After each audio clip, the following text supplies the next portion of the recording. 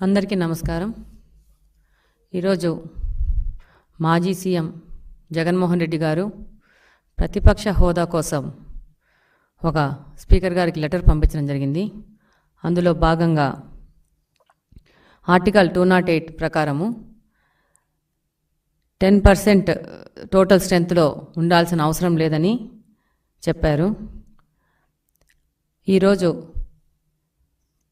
ఒకసారి పార్లమెంట్ మెంబర్గా, 3 సార్లు ఎమ్మెల్యేగా, ఒకసారి ఆంధ్రప్రదేశ్ సీఎంగా పనిచేసిన జగన్మోహన్ రెడ్డి గారు అసెంబ్లీ రూల్స్లో ఈ విషయం స్పష్టంగా ఉన్నది అన్న విషయం కూడా మర్చిపోయి ఒక శాసనసభ స్పీకర్కి లెటర్ రాసినప్పుడు ఏ విధమైన అవగాహన లేకుండా రాశారు.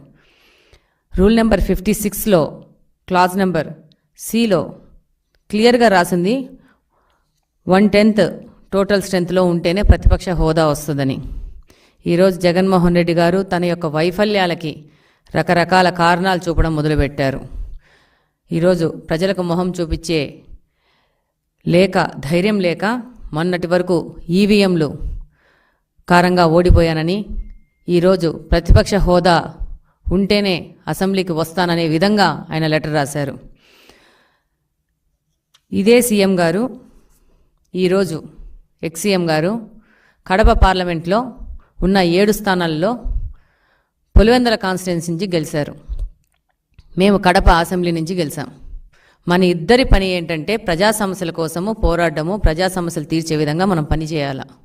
కానీ జగన్మోహన్ రెడ్డి గారు మాత్రము అధికారంలో వస్తేనే పని చేస్తాను, అధికారంలోకి వచ్చినాక దోచుకోవడానికి మాత్రమే నేను పని చేస్తాననే విధంగా ఉంది. ఈరోజు ముఖ్యంగా ఆయనకి చెప్పాల్సుకున్న విషయం ఏంటంటే, చరిత్ర ఆయన ఒకసారి గమనించుకోవాలా. ఒక పార్టీ నాయకుడుగా ఉన్నాడు, ప్రతి ఒక్క విషయం 1కి 2 సార్లు చెక్ చేసుకొని ఏది చేసినా ముందుకెళ్ళాలా. 1994లో జనార్దన్ రెడ్డి గారి హయాంలో కాంగ్రెస్లో మొత్తం 294 సీట్లకు గాను 26 సీట్లు ఇస్తే ఆయనకు ప్రతిపక్ష హోదా ఇవ్వలేదు. అలాగనే ప్రమాణ స్వీకారంలో ఆయనను ఆల్ఫాబెటికల్ ఆర్డర్లోనే పిలిచారు. కానీ తెలుగుదేశం పార్టీ యొక్క గొప్పతనం ఏంటంటే, ఈసారి జగన్మోహన్ రెడ్డి గారికి 11 సీట్లు వస్తే ఆయనని మంత్రులైన వెంటనే ఆల్ఫాబెటికల్ ఆర్డర్ లేకుండా ముందుకు తీసుకుపోవడం జరిగింది. అలాగనే 14 నుంచి 19 వరకు పార్లమెంట్లో కాంగ్రెస్కి 44 సీట్లు, ఒకసారి 52 సీట్లు వస్తే మొత్తం 1/10 ప్రకారము 54 రావాల్సి ఉంటే కూడా ప్రతిపక్ష హోదా ఇవ్వలేదు. ఇది భారత రాజ్యాంగం ప్రకారం ఉన్న రూల్. ఈరోజు జగన్మోహన్ రెడ్డి గారి కోసం రాజ్యాంగాన్ని మార్చి రాస్తారనుకుంటున్నారు. ఆయన ఇన్ని రోజులు 5 సంవత్సరాలు రాజారెడ్డి రాజ్యాంగం ప్రకారము, ఆయన కొత్త రాజ్యాంగము, కొత్త చట్టాల ప్రకారము ఆంధ్రప్రదేశ్ని నాశనం చేశారు. ఇప్పుడు ప్రజల దగ్గరికి వెళ్ళి మొహం చూపించుకోలేక రూల్స్ అనేటివి మార్చి కొత్త రాజ్యాంగం రాస్తేనే నేను వస్తాను, అప్పుడే నేను పోరాడతాను ప్రజా సమస్యలకు అని చెప్పేసి ఈయన ప్రయత్నిస్తున్నారు.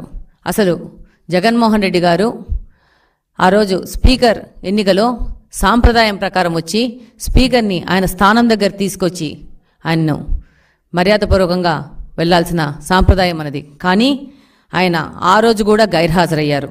అలాగనే స్పీకర్కు ధన్యవాదాలు చెప్పడానికి ఆయన పార్టీ నుంచి ఒక్కరు కూడా అసెంబ్లీలోకి రావడం లేదు. ఇది ప్రజలందరూ గమనిస్తున్నారు. అంటే వీళ్ళకి అధికారము, రాజకీయాలు అనేది సంపాదించుకోవడానికి, దోచుకోవడానికి, దాచుకోవడానికి తప్పితే ప్రజా సేవ కోసం వచ్చిన పార్టీ కాదు ఇదని ప్రజలు కూడా గమనిస్తున్నారు.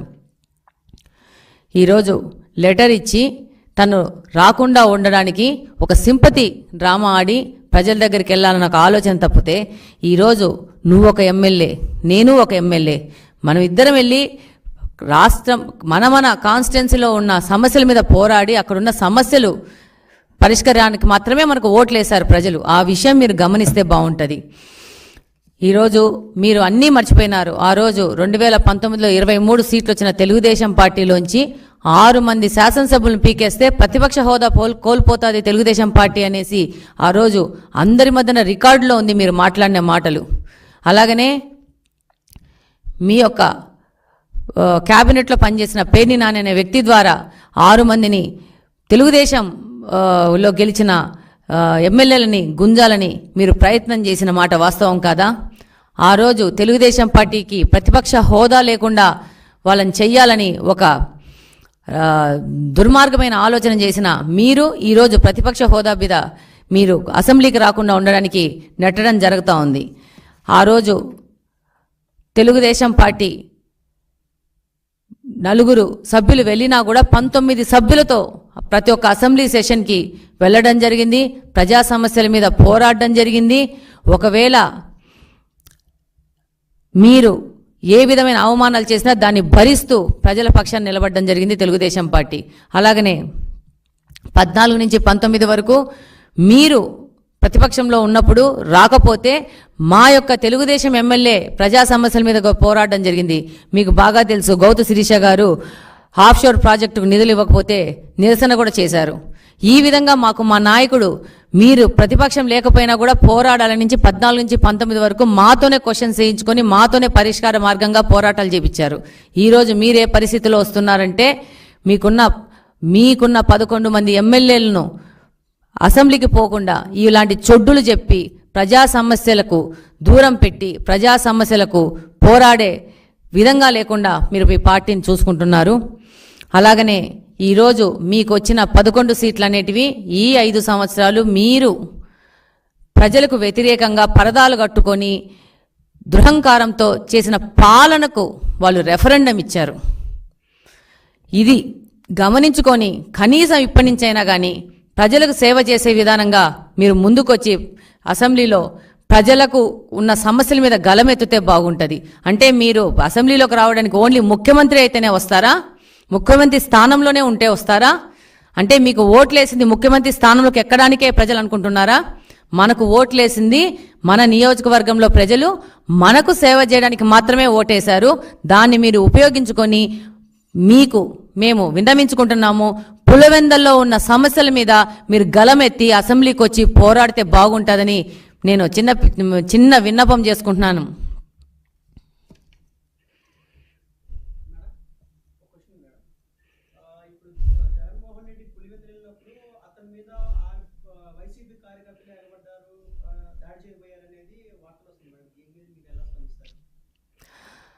డెఫినెట్గా జగన్మోహన్ రెడ్డి గారు ఈ 5 సంవత్సరాలు చేసిన పరిపాలనలో ఆంధ్రప్రదేశ్లో ఎక్కడ తిరిగినా కూడా ఆయన మీద దాడులు జరుగుతాయి. ఒక పులివెందులైనా కాదు, ఏ ప్రాంతంలో పోయినా దాడులు జరుగుతాయన్న విషయం ఆయనకు తెలుసు. ఆ తర్వాత మరుసటి రోజు బెంగళూరుకు పోయినా కూడా అక్కడ కూడా వచ్చేసి దాడులు చేసినారని మనం మీడియా ద్వారా తెలుసుకోవడం జరిగింది. ఈ రోజు ఆయన పాలనలో నష్టపోని వ్యక్తి అంటూ ఎవరూ లేరు ఆంధ్రప్రదేశ్లో. ఒక్క వైఎస్ఆర్సీపీకి సంబంధించిన నాయకులు వాళ్ళు తప్పితే రెస్ట్ ఆంధ్రప్రదేశ్ మొత్తం ఈ 5 సంవత్సరాలు ఎంత నష్టపోయిందో దాని రెఫరెండమే ఈ జగన్మోహన్ రెడ్డి గారికి ఇచ్చిన 11 సీట్లు.